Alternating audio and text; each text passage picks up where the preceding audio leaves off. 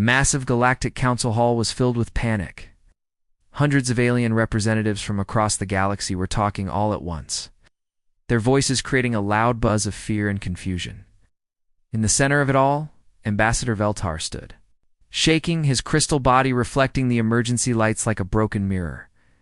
Veltar was one of the Zephyrians, a peaceful race made of living crystal who had never hurt anyone in their entire history. They were artists, scientists, and philosophers who spent their time creating beautiful things and studying the mysteries of the universe. But today, his world was dying.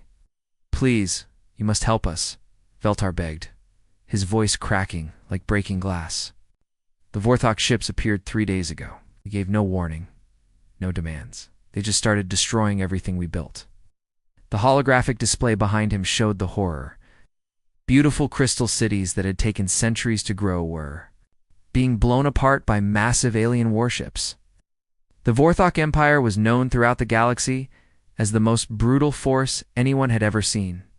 They didn't just conquer worlds, they enslaved entire species and destroyed anyone who resisted. Counselor Thexani, tall blue alien with 6 arms, stood up from his seat. "How many of your people are still alive?" "Maybe half," Veltar whispered. "They're hiding in the underground caves, but the Vorthok are using drilling machines to find them. We have maybe 2 days before they're all dead or captured." The council chamber erupted in worried chatter. Every species there knew what happened.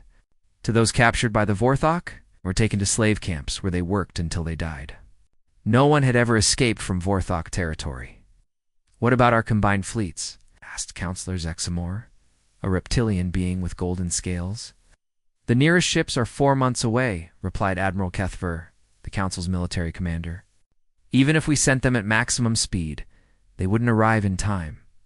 The room fell silent. Everyone knew what this meant. The Zephyrians were going to die, and there was nothing anyone could do about it. The Vorthok had chosen their target well, a peaceful world far from any military protection. Hours passed as the council members argued about impossible solutions. Some suggested sending a diplomatic message to the Vorthok, but everyone knew they didn't negotiate. Others talked about sanctions and trade restrictions, but those would take years to have any effect. Meanwhile, the reports from Kepler-44 got worse. The Vorthok had found more hiding places. Thousands of crystal beings were being dragged away. In chains, children were crying for parents who would never come home. Finally, Counselor Thexani stood up again. His face was grim as he looked around the chamber. "There is one option we haven't discussed." The room went completely quiet. Every alien representative leaned forward to hear what he had to say. "We could contact the quarantined world," he said slowly. "We could ask Earth for help." The reaction was immediate and explosive. Aliens jumped to their feet, shouting in dozens of different languages. Some were horrified at the suggestion. Others were angry that anyone would even think of it. Earth had been quarantined for good reason. Humans were classified as a Deathworld species beings, so dangerous and violent that they were considered a threat to galactic peace. When humans had first made contact with the galaxy 50 years ago, their capacity for war had terrified everyone. "It can't be serious," said Counselor Vextel, a peaceful plant-like being. "The humans are savages. They fight wars over everything. They've turned their entire planet into a military fortress. But they're the only ones who could reach Kepler-44 to be in time," Dexoni replied. "Their ships are fast, and their weapons are ... effective." The debate raged for another hour. Some council members argued that asking humans for help would be like releasing a monster into the galaxy. Others pointed out that the Zephyrians were already facing monsters. At least the humans might save some lives. In the end, it was Ambassador Veltar who made the decision. With tears of liquid crystal running down his face, he looked up at the council. "Send the signal to Earth," he said, quietly. "Let the humans know what's happening. Maybe they're savage, but they're our only hope." Vexoni nodded grimly and turned to the communications officer. "Open a channel to the Sol system. Tell them we need their help." The transmission began its journey across the vast emptiness of space, carrying with it the desperate hope of a dying world and the fear of what humanity might do in response. The command center of Luna. Station was buzzing with activity when the alien message arrived. Admiral Park Hyen-woo was reviewing patrol reports when the emergency alarm started blaring. The sound echoed through the massive military base that orbited Earth's moon, and every officer immediately snapped to attention. "Sir, we're receiving a transmission from outside the quarantine zone," announced Lieutenant Commander Kim Sora, rushing to the Admiral's side with a datapad in her hands. Her face was pale as she handed him the device. Park looked at the message, and his expression grew serious. The transmission was in broken English, translated by alien computers, but the meaning was clear. An entire planet was being destroyed, and they were asking Earth for help. "How long has it been since we received a message from the Galactic Council?" Park asked. 53 years, sir," replied Commander Lee Jin-ho from the communications. Station. "Not since they put us in quarantine after the first contact incident?" Park remembered those days well. When humans had first met alien species, everything had gone wrong. The aliens had been shocked by humanity's violent history there, weapons, and their willingness to fight. They'd called humans a death world species and cut off all contact, warning everyone in the galaxy to stay away from Earth. For 5 decades, humanity had been alone again, building up their military and wondering if they would ever be welcome. Among the stars, suddenly the same aliens who had rejected them were asking for help. "Show me everything we know about this situation," Park ordered. The main screen lit up with star charts and intelligence reports. The Zephyrians were a peaceful species known for their art and science. They had never fought a war in their entire history.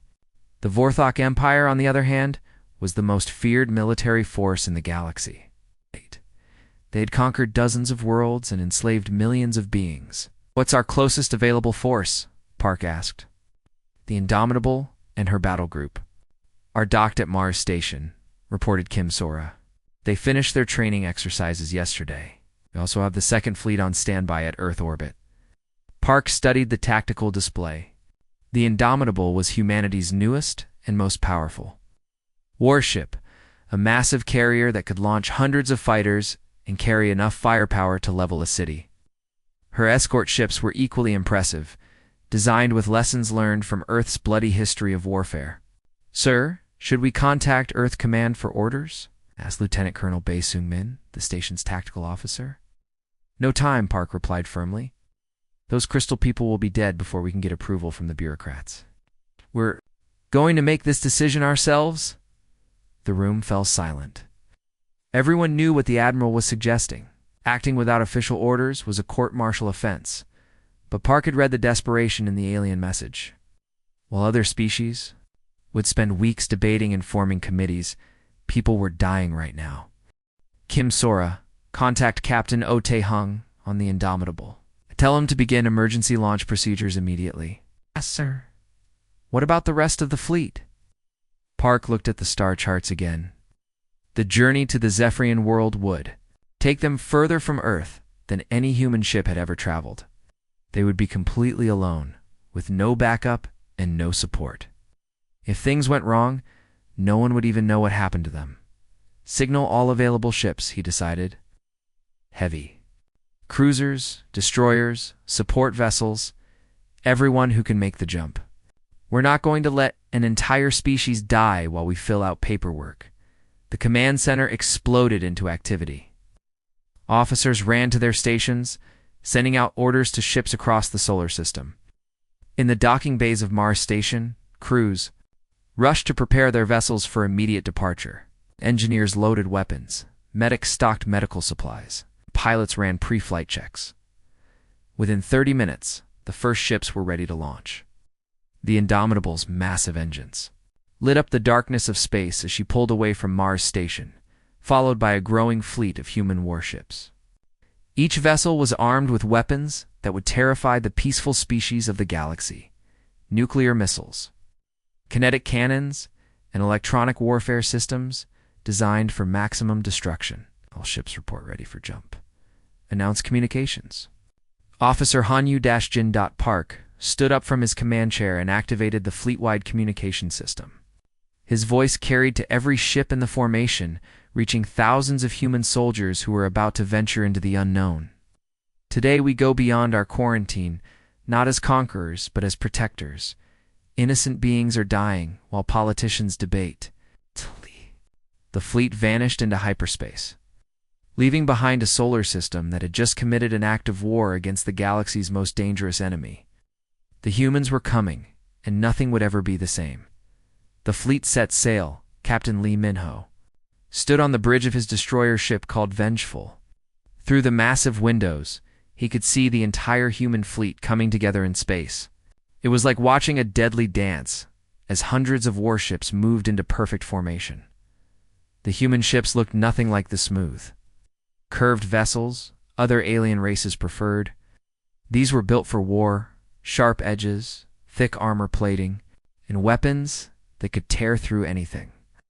Every ship moved with exact precision, like pieces of a giant puzzle clicking into place. You could tell these crews had practiced this formation thousands of times. "Sir, all ships are reporting they're ready for the hyperspace jump," called out Communications Officer Han Yujin. His voice was steady, but Lee Min-ho could hear the excitement underneath. This was the moment they had all been waiting for. The first time humans would leave their small corner of the galaxy in over a century. The bridge was quiet, except for the soft hum of electronics and the occasional beep from control panels. Every officer was focused on their job, but Lee Min-ho knew they were all thinking the same thing. Today would change everything. Admiral Park's voice suddenly filled the communication channels, reaching every ship in the fleet. His words were clear and strong, carrying the weight of humanity's decision. "Today we venture beyond our quarantine, not as conquerors, but as protectors. Innocent beings are dying while bureaucrats debate. Earth will not stand idle." Those words sent chills down Lee Min-ho's spine. For so long, humanity had been forced to stay quiet, to keep to themselves while the galaxy's politicians argued about whether humans were too dangerous to be free. But now, with entire civilizations being wiped out by unknown attackers, Earth had made its choice. The captain looked around at his crew. These weren't just soldiers, they were the children and grandchildren of people who had survived the worst planet in the galaxy. They had inherited strength, courage, and a stubborn refusal to give up that made them different from everyone else in the universe. "All stations prepare for hyperspace jump," Lee Min-ho commanded. The bridge crew moved quickly, their fingers dancing across control panels as they prepared their ship for the journey ahead. The moment felt heavy with history. For generations, humans had been told they were too violent, too unpredictable, too dangerous to be trusted among the peaceful races of the galaxy. Now those same peaceful races were being destroyed, and they needed the very warriors they had once feared. The hyperspace engines began to charge, creating a low vibration that could be felt throughout the ship. Outside, space began to shimmer and bend as reality prepared to fold in on itself. "Jump in 10 seconds, announced the navigation officer. Lee Min-ho gripped the rail of his command station. Whatever they found out there, whatever horrors were destroying innocent worlds, humanity would face it head-on. They had survived the death world called Earth, and that experience had forged them into something the galaxy had never seen before.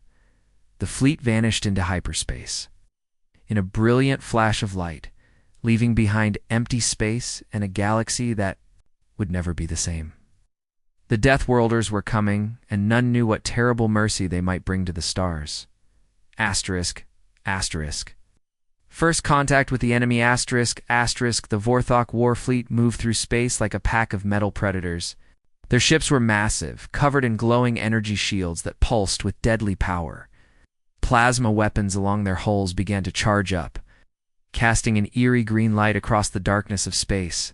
Fleet Commander Vextel sat in his command throne, feeling completely confident. He had destroyed dozens of worlds and conquered countless civilizations. Every species he had ever faced followed the same pattern.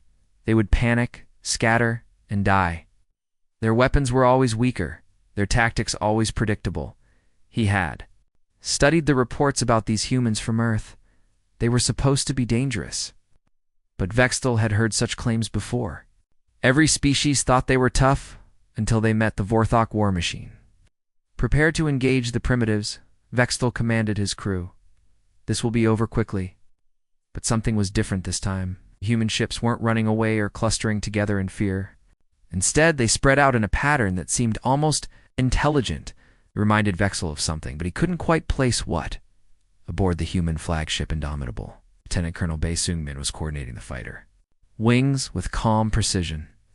His voice cut through the communications channels as he gave orders to dozens of small, fast ships. Blue Squadron, take the high approach. Red Squadron, come in from the asteroid field. Admiral Park watched the enemy fleet through the main view screen. These Vorthok ships were impressive, but they moved like they expected an easy fight. Their formation was loose, overconfident. They had no idea what they were about to face. Remember, they're used to facing prey species, Admiral Park announced to his entire fleet. His words reached every ship, every crew member preparing for battle. Show them what predators can do. The human ships suddenly came alive with deadly purpose. They moved like a pack of hunting wolves, using the debris fields and asteroids around them for cover. Instead of charging straight at the enemy like most species would, they approached from multiple angles at once. Sergeant Kim Dae-yoon worked frantically at her electronic warfare station. Her fingers flew across the controls as she sent invisible signals toward the enemy fleet. One by one, the Vorthok sensors began to flicker and fail. Their advanced targeting systems, which had helped them destroy so many worlds, suddenly couldn't see clearly. What's happening to our sensors? Were demanded. One of Vextel's officers. Before the fleet commander could answer, the first wave of human missiles struck. But these weren't random shots. They were coordinated swarms that overwhelmed the Vorthok defenses. Or one missile was stopped by shields. 10 more got through. The human fighters moved like angry hornets, too small and fast for the big Vorthok guns to track. They darted between the massive enemy ships, striking at weak points in communication arrays, before vanishing back into the asteroid field. Vextel watched in growing horror as his supposedly superior fleet began to take serious damage. These humans fought nothing like the peaceful species he was used to conquering. They anticipated his moves, turned his own tactics against him, and seemed to understand warfare in a way that made his blood run cold. How are they doing this? He whispered, watching another of his ships explode under a perfectly coordinated attack. The answer was simple, though the Vorthok commander couldn't understand it. These humans came from a world where everything had tried to kill them for millions of years. They had learned to hunt, to fight, to survive against odds that would destroy any other species. They weren't just another civilization to be conquered. They were apex predators who had finally been let off their leash. The battle raged on. But the outcome was becoming clear. The Vorthok had expected to face frightened prey. Instead, they had awakened something far more dangerous. Taking the fight to them, the explosion ripped through the side of the Vorthok flagship, creating a jagged hole in the thick metal hull. Smoke and debris floated out into space as the ship's emergency. Systems screamed warnings in an alien language. But through that breach came something the Vorthok had never seen before. Human Marines ready for close combat. Marine Captain Oh-Tai Young was the first through the opening, his combat suit sealing automatically as he moved from the vacuum of space into the enemy ship's atmosphere. Behind him came his squad, moving with the smooth coordination of a pack that had trained together for years. The interior of the Vorthok ship was designed for beings much larger than humans. The corridors were wide and tall, with surfaces that gleamed under harsh lighting. But what struck the Marines immediately was the smell, something like ozone and fear mixed together. "Movement ahead," whispered Sergeant Lee, his weapon raised. As they advanced deeper into the ship, the Marines spread out instinctively, covering each other as they moved forward. Every corner could hide an enemy, every doorway could be a trap. But as they pushed deeper into the ship, something unexpected happened. The Vorthok crew members they encountered didn't fight back with the fierce determination of seasoned warriors. Instead, they ran. These aliens, who had terrorized countless worlds, were fleeing in panic from the advancing humans. "They're not even trying to fight," muttered one of the Marines, almost disappointed. The Vorthok soldiers they encountered seemed frozen with terror, their weapons shaking in their hands before they dropped them and ran. Secure the bridge, Captain O ordered his squad as they reached the ship's command center. The massive doors were sealed. But human engineering had always been good at breaking through barriers, while the boarding party fought their way through the flagship. Admiral Park was orchestrating something beautiful from the bridge of the Indomitable. He had studied the Vorthok formation and found their weakness. They were used to enemies who panicked and scattered. Instead, he was giving them something they had never faced before. "Signal Battle Group Charlie to swing around from the port," Side Admiral Park commanded. "Delta Group, come in from starboard. We're going to close the trap." The human fleet moved like the jaws of a massive predator, slowly but surely surrounding the remaining Vorthok ships. The aliens tried to break free, but everywhere they turned, more human vessels appeared. Their formation, which had seemed so intimidating at the start of the battle, was now falling apart.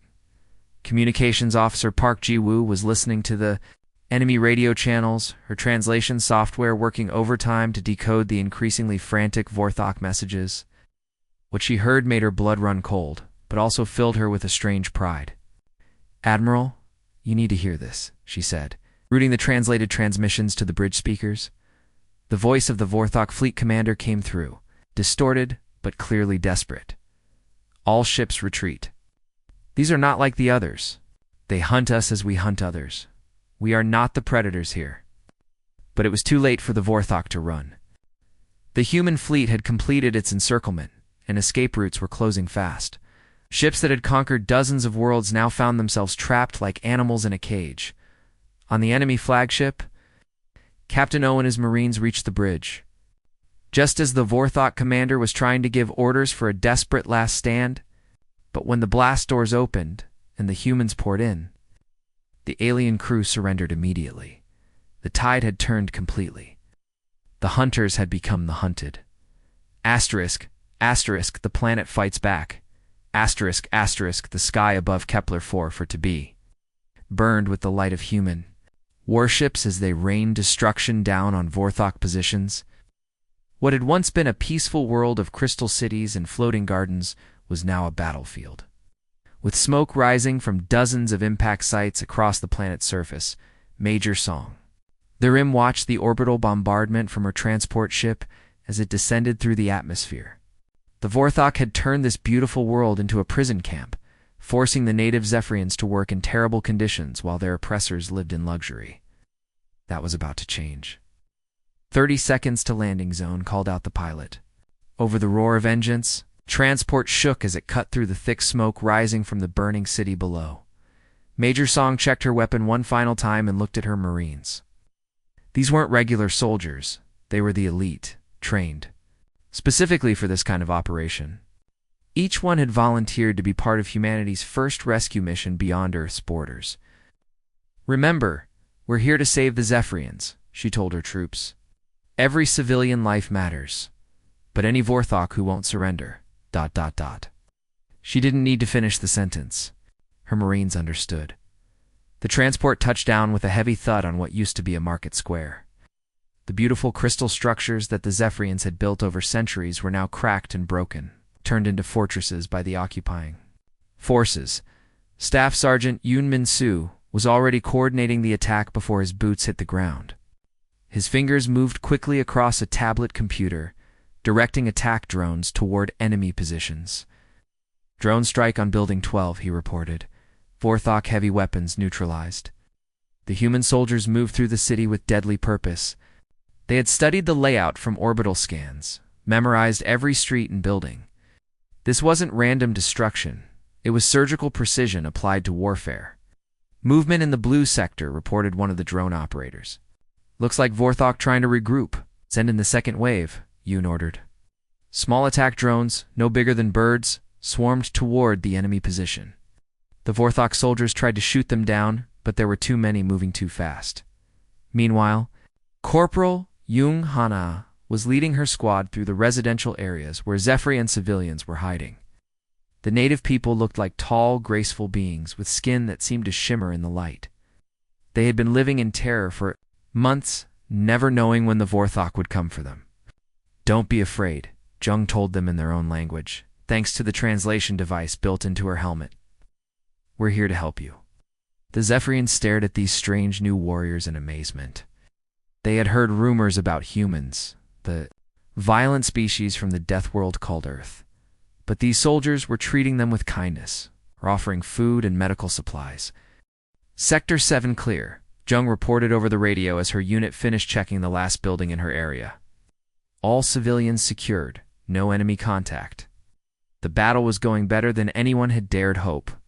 The Vorthok, who had seemed so powerful, when they had orbital support and overwhelming numbers, were crumbling under the human assault. Their ground forces had been designed to terrorize helpless civilians, not fight against trained soldiers. Within just 3 days, the impossible had happened. The planet that had been under Vorthok control for over a year was free. Enemy survivors were surrendering rather than face the terrifying efficiency of human combat tactics. Standing in the central square, Major Song watched as Zephyrian families emerged from their hiding places. Children who had known only fear were now playing. In the streets, again, the Deathworlders had kept their promise. They had broken the Vorthok Empire's main battle fleet and liberated an entire world. Asterisk, asterisk, the galaxy takes notice. Asterisk, asterisk, the news traveled faster than any ship could fly. Across thousands of star systems, communication networks buzzed with reports that seemed too incredible to believe. The humans, those dangerous beings locked away on their death planet, had done something that no one thought possible. Galactic Council member Zephyos sat in his chamber, staring at the report on his screen for the 10th time. His 4 eyes blinked slowly as he tried to process what he was reading. The Vorthok Empire, which had terrorized the galaxy for decades, had been completely destroyed by the very species the Council had voted to quarantine. This cannot be accurate," he whispered to himself, but the evidence was overwhelming. Video feeds from Kepler 44b showed human soldiers helping Zephyrian civilians rebuild their shattered cities. Battle reports detailed how the entire Vorthok fleet had been wiped out in a matter of days. The worst part was that Zephyos remembered the debates in the council chambers. When the Vorthok had first begun their campaign of destruction, some members had quietly suggested asking Earth for help. The idea had been dismissed immediately. Humans were too dangerous, too unpredictable. They would probably just make things worse.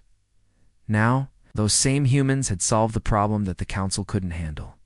On Earth, Intelligence Officer Commander Kang Soo-jin was working around the clock to monitor how the galaxy was reacting to the news.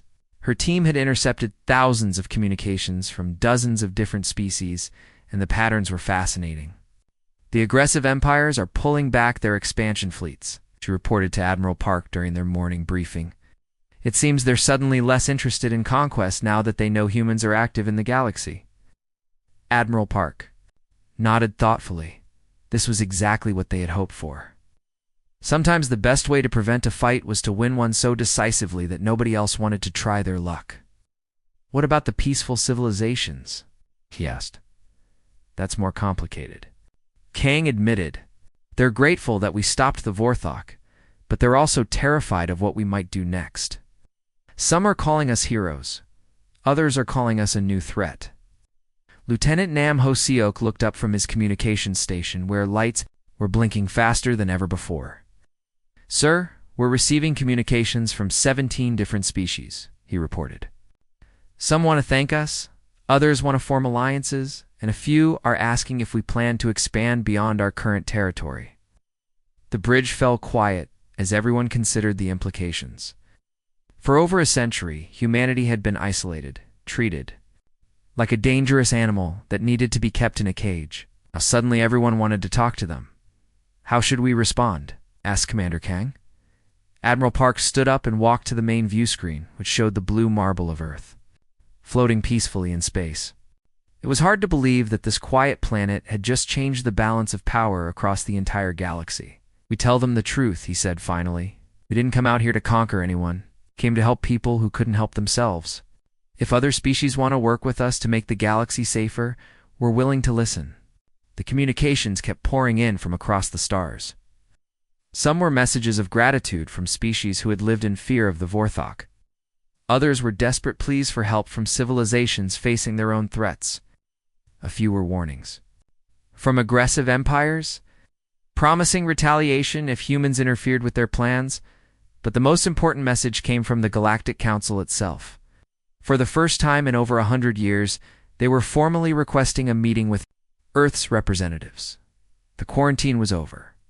The humans had proven that sometimes the galaxy's most dangerous predators make the most reliable protectors. *** building bridges. *** the Crystal Palace of the Zephyrian. Capital had been rebuilt in just a few weeks, its walls now gleaming with renewed hope. Admiral Park walked through the halls beside Elder Crystal, marveling at how the crystalline structures seemed to sing with a soft, musical tone as they moved. Elder Crystal was unlike any being Admiral Park had ever encountered. Their body was made of living crystal that shifted colors based on their emotions.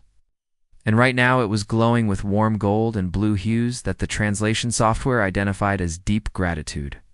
"Your people have shown us that strength and compassion can coexist," the elder said, their voice carrying the sound of wind chimes in a gentle breeze. "We had almost forgotten that such warriors could exist." Admiral Park felt a weight of responsibility settling on his shoulders. The Zephyrians had suffered terribly under Vorthok rule, and their faith in humanity was both touching and concerning. "We're not perfect," he said honestly. "We've made our share of mistakes throughout history.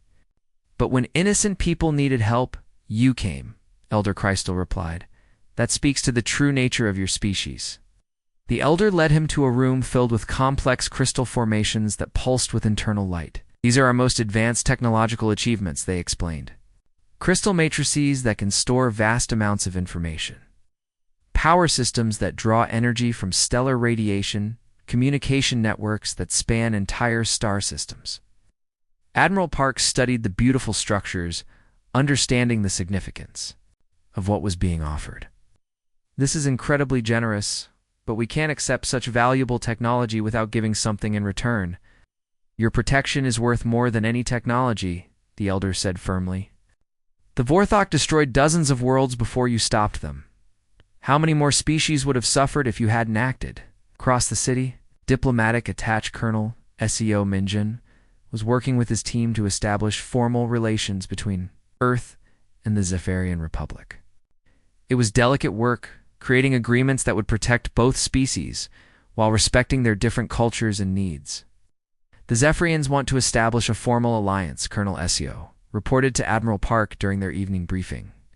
"They're offering technology exchanges, trade agreements, and mutual defense pacts." "What about other species?" Admiral Park asked. "We've received similar offers from 12 different civilizations," CO replied, scrolling through his tablet. "Everyone wants to be friends with the people who defeated the Vorthok." But the most important message had arrived that morning through official diplomatic channels. The Galactic Council, which had quarantined Earth over a century ago, was now formally inviting humanity to join as a member species. Admiral Park read the official invitation with mixed emotions. For generations, humans had been told they were too dangerous to be trusted among civilized species. Now those same species were begging for their protection and offering them a seat at the galactic table. "How do we respond?" asked Colonel SEO. "Tell them we'll consider it," Admiral Park replied. "But we make it clear that we won't be silenced or controlled again. If we join the Council, it will be as equals." As the human fleet prepared to depart from Kepler 44 to B, crowds of Zephyrian civilians gathered to watch. Children who had hidden in fear just weeks ago now waved at the human soldiers, while adults held up signs of gratitude written in multiple languages. The ships began to power up their hyperspace engines, preparing for the journey back to Earth. But they weren't returning empty-handed. They carried with them new technologies, new friendships, and the foundation of what could become a powerful alliance. Most importantly, they had changed the galaxy's perception of humanity forever. The quarantine was over, and Earth was ready to take its place among the stars.